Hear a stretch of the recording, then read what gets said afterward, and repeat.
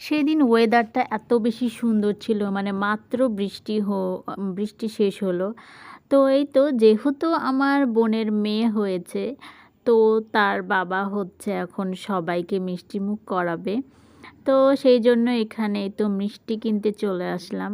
আর এখানে এত এত মিষ্টি ছিল যে আসলে ভাবছিলাম যে কোনটা নেওয়া যায়। তো তারপরে যাই হোক পছন্দ করে এই যে মিষ্টিগুলা নিলাম।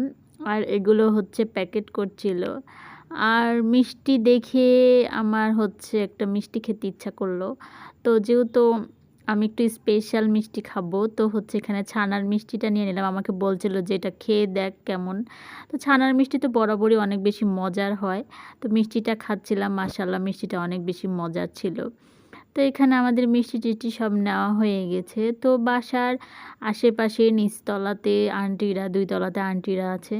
তো সবাইকে হচ্ছে মিষ্টিমুখ করানোর জন্যই যে এখন মিষ্টি নিয়ে যাব নিচে। আর আমার তো ভাই মোল্লা গোষ্ঠী আছে, মানে আমার গোষ্ঠীকে না দিয়ে তো আসলে কোনো কিছু হয়ই না।